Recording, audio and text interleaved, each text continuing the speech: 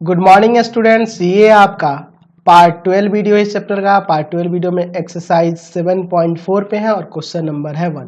कह रहा है त्रिभुज का क्षेत्रफल ज्ञात करें जिसके शीर्षों के निर्देशांक निम्नलिखित है। चलिए इसका पहला नंबर क्वेश्चन देखते हैं।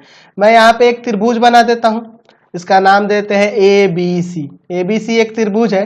अच्छा, इसके शीर्षों के निर्देशांक यही लिख देता हूँ मैं, 3, -4, 7, 5 और यह -1, 10। ठीक है, ये आपके त्रिभुज के शीर्षों के निर्देशांक हुए। तो एक को x1 y1 मान लो, एक को x2 y2 मान लो और एक को x3 y3 मान लो।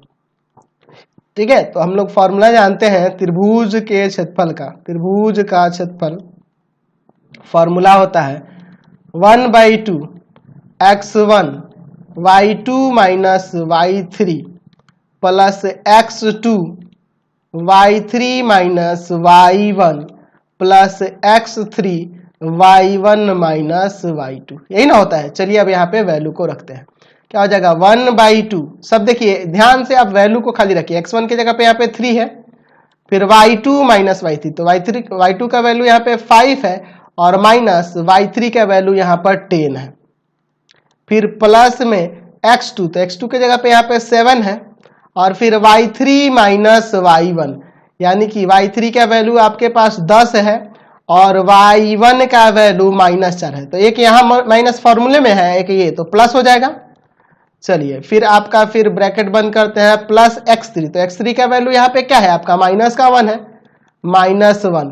फिर आपका y1 माइनस y2, तो y1 का वैल्यू आपके पास -4 है और y2 का वैल्यू यहाँ पे 5 है।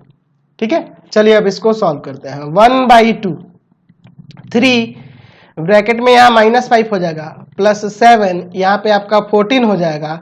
अच्छा, यहाँ पे प्लस माइनस -1 और यहाँ जो होगा दोनों जोड़ जाएंगे तो माइनस का 9 हो जाएगा। ठीक है, चलिए आगे सॉल्व करते हैं। तो 1/2, ठीक है, यहाँ पे कितना आ जाएगा -15 और यहाँ पे आपका आ जाएगा 98। ठीक है, चलिए और यहाँ प्लस का 9, तो ये दोनों प्लस वाले को जोड़ के माइनस वाले को घटा देंगे, तो 98 और 9 107 और 107 में से 15 घटा दिए, तो यानी कि आ जाएगा आपका 92। ठीक है, 92। इसको काट देते हैं। ठीक है, तो 46 बार में कट जाएगा, यानी कि 46 वर्ग इकाई। वर्ग इकाई। अगर आप यहाँ पे क्षेत्रफल निकालो, अगर माइनस में भी आता है ना तो आपको वो प्लस में ही लिखना होगा, क्योंकि क्षेत्रफल हमेशा धनात्मक होता है। ठीक है, इसलिए हम लोग, और माइनस में भी आपका क्षेत्रफल आता है तो उसे हमेशा प्लस में ही लिखना होगा। ठीक है, ये याद रखना। उसी तरह आगे इसमें और भी क्वेश्चन दिए गए हैं, 1 नंबर में और भी क्वेश्चन है, उन सबको बना लेना है। आप किसी को भी x1 y1, किसी को भी x2 y2 और किसी को भी x3 y3 मान के सीधे फॉर्मूला पे रखोगे, आपका क्षेत्रफल निकल आएगा, कोई दिक्कत नहीं है, बन जाएगा आपसे। Question number